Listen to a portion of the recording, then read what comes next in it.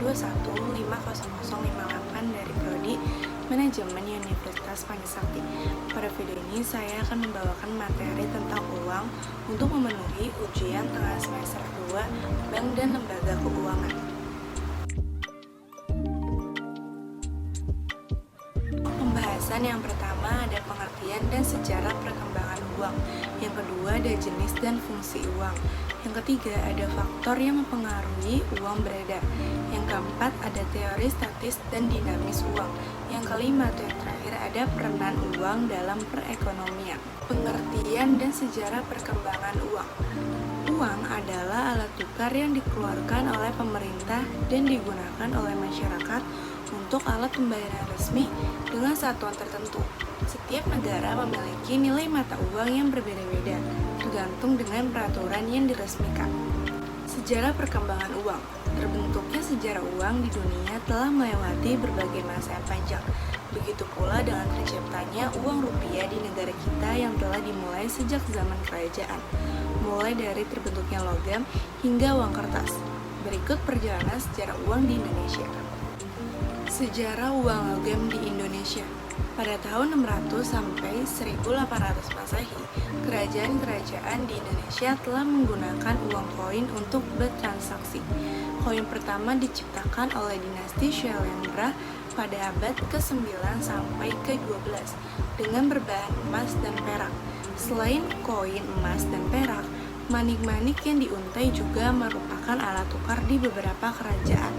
Pelopor uang manik-manik ini adalah Kerajaan Sriwijaya yang kemudian menyebarkan hingga Jawa, Kalimantan, dan wilayah Indonesia Timur. Pada akhir abad ke-13, pedagang dari Cina mulai masuk dan bertransaksi sehingga koin tembaga mulai digunakan. Setelah terjadi kolonisasi oleh Belanda pada tahun 1600 hingga 1942 Masehi, uang perak Belanda Rijksgulden menjadi alat tukar standar di Indonesia. Selanjutnya ada sejarah uang kertas di Indonesia. Pada tahun 1748, VOC mulai memperkenalkan uang kertas dengan bentuk sertifikat kepada masyarakat.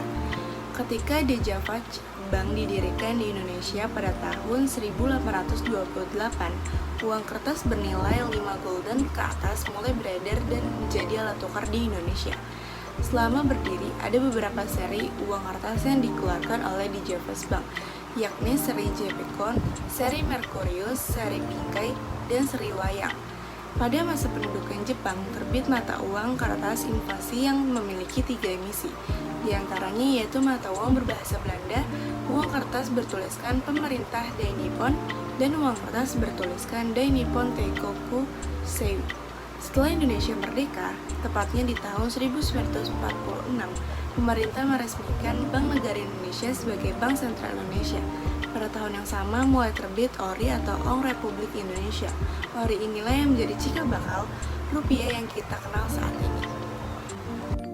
Lalu kita masuk ke jenis dan fungsi uang. Jenis uang terbagi menjadi 4, yaitu berdasarkan bahan pembuatannya, berdasarkan nilai, berdasarkan lembaga yang menerbitkan, dan berdasarkan kawasan. Sedangkan fungsi uang terbagi menjadi 2, yaitu ada fungsi asli dan juga fungsi turunan. Pertama, jenis uang berdasarkan bahan pembuatannya. Uang logam terbuat dari logam, emas atau perak, dan nominalnya kecil seperti 100 perak, 200 perak, 500 perak, dan 1000. Uang kertas dibuat agar tidak mudah robek, luntur, dan tahan terhadap air. Nominalnya besar, contohnya 10.000, 20.000, atau 100.000. Uang berdasarkan nilai. Full body money atau bernilai penuh merupakan uang yang nilai instinknya sama dengan nilai nominal. Misalnya nilai emas pada uang logam 500 bernilai sama dengan nominalnya. Responsif full body money atau tidak bersifat penuh, yaitu nilai instrik lebih kecil dari nilai nominalnya. Biasanya terdapat pada jenis uang kertas. Yang ketiga, berdasarkan lembaga yang menerbitkannya. Uang kartal diterbitkan oleh Bank Sentral, yaitu Bank Indonesia, serta digunakan oleh seluruh masyarakat dalam bentuk logam dan kertas. Uang giral diterbitkan oleh Bank Umum dalam bentuk cek atau bilet giro. Yang keempat, ada berdasarkan kawasan. Uang lokal hanya berlaku di satu negara tertentu. Misalnya mata uang peso hanya dapat digunakan di negara Filipina.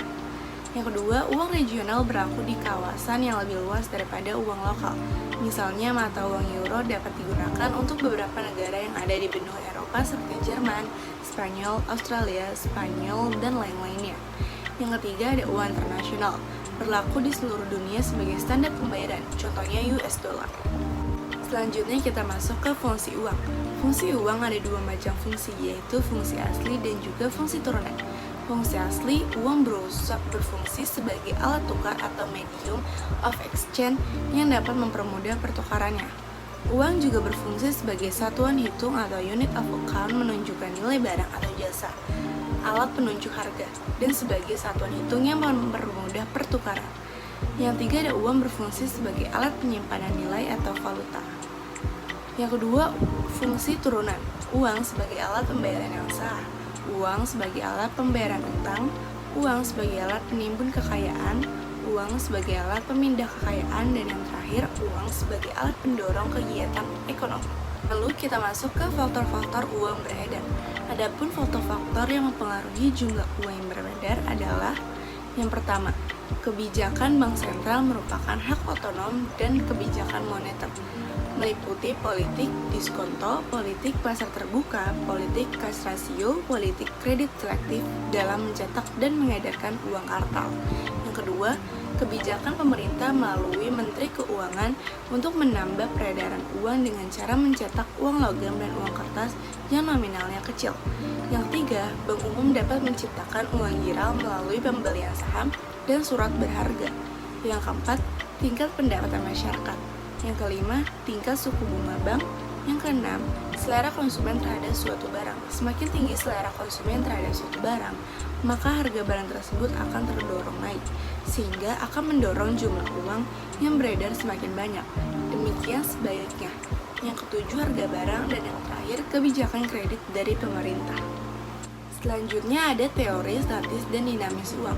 Yang termasuk teori uang statis adalah yang pertama, ada teori metalisme atau intriksi oleh KMAPP.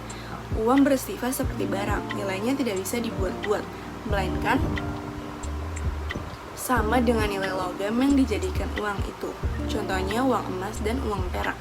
Yang kedua, ada uang konvensi atau perjanjian oleh De Vincenti dan Monetari. Teori ini menyatakan bahwa uang dibentuk oleh dasar permufakat masyarakat untuk mempermudah pertukaran. Yang ketiga, teori nominalisme. Uang diterima berdasarkan nilai daya belinya. Yang keempat, ada teori negara. Asal muala uang karena negara. Apabila negara menetapkan apa yang menjadi alat tukar dan alat bayar, maka timbullah uang. Jadi uang bernilai karena adanya kepastian dari negara berupa undang-undang pembayaran yang sah. Teori uang dinamis mempersoalkan sebab terjadinya perubahan dalam nilai uang. Yang termasuk teori uang dinamis adalah yang pertama, ada teori kuantitas dari David Ricardo. Teori ini menyatakan bahwa kuat atau lemahnya nilai uang sangat bergantung pada jumlah yang beredar. Apabila jumlah uang yang beredar menjadi 2 kali lipat, maka nilai uang akan menurun menjadi setengah dari semulanya dan juga sebaliknya. Yang kedua, ada teori kuantitas dari Irving Fisher. Teori ini dikemukakan oleh David Ricardo disempurnakan lagi oleh Irving Fisher dengan memasukkan unsur kecepatan peredaran uang, barang, dan jasa sebagai faktor yang mempengaruhi nilai uang. Yang ketiga, ada teori persediaan kas. Teori ini dinilai dari jumlah uang yang tidak dibelikan barang-barang. Yang keempat, teori ongkos produksi. Teori ini menyatakan nilai uang dalam peredaran yang berasal dari logam dan uang dapat dipandang sebagai barang. Yang kelima, ada uang dalam ekonomi. Uang adalah salah satu topik utama untuk pelajaran ekonomi dan finansial. Monetaritas adalah sebuah teori ekonomi yang kebanyakan membahas tentang permintaan dan penawaran uang. Sebelum tahun 80-an, masalah stabilitas permintaan uang menjadi bahas utama karya-karya Milton Friedman, Anna Schwartz, David Leider, dan lainnya. Selanjutnya ada peranan uang dalam perekonomian. Yang pertama, ada arti penting uang dalam produksi. Produsen memproduksi dan menjual barang jadinya sehingga memperoleh keuntungan dalam bentuk uang pada investasi kapitalnya. Bila keuntungan yang diperoleh ditanamkan kembali untuk menambah pabrik atau peralatan baru, maka investasi ini akan menguntungkan bagi masyarakat karena bertambahnya aliran barang dan jasa yang dapat dikonsumsi oleh masyarakat. Lalu ada arti penting uang dalam pertukaran dan konsumsi. Melalui keberadaan uang yang diterima secara umum sebagai alat pertukaran barang atau jasa, maka aliran barang dan jasa dari produsen ke konsumen semakin lancar. Kelancaran pada sistem pertukaran uang ini meningkatkan standar hidup masyarakat. Lalu yang terakhir ada arti benih uang pada masyarakat. Masyarakat pada umumnya menggunakan uang untuk membeli barang-barang dan jasa, di mana ini menjamin kesediaan masyarakat dalam menukarkan uangnya dengan barang-barang dan jasa, sehingga setiap orang puas pada pekerjaannya yang sudah sesuai untuk mendapatkan penghasilan dalam bentuk uang. Pembagian tugas atau spesialis merupakan ciri khas dari masyarakat modern yang akan meningkatkan produksi, pertukaran, dan kesejahteraan masyarakat. Hai semuanya, balik lagi dengan kisah kuno. Peradaban umat manusia dari masa ke masa tidak terlepas dari uang. Keberadaan uang sebagai pengganti sistem barter telah menempuh perjalanan yang panjang. Ilmu ekonomi sendiri mendefinisikan uang sebagai alat transaksi jual beli barang, jasa, atau kekayaan berharga, sekaligus alat pembayaran utang. Saat ini, uang terbagi dalam 3 jenis, yaitu kartal, giral, dan kuasi. Bagaimana sejarah uang hingga dianggap sebagai alat pembayaran yang sah oleh negara-negara di dunia? Simak sampai akhir agar tidak gagal paham. Sebelum lanjut, jangan lupa like, share, subscribe, dan nyalakan notifikasi channel ini, agar terus menyampaikan informasi yang menarik. Lalu tulis komentarmu untuk perkembangan channel ini.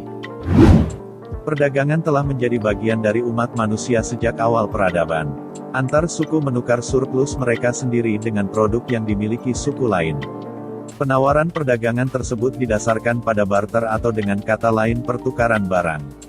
Barter tanpa mata uang adalah dasar dari sebagian besar transaksi bisnis.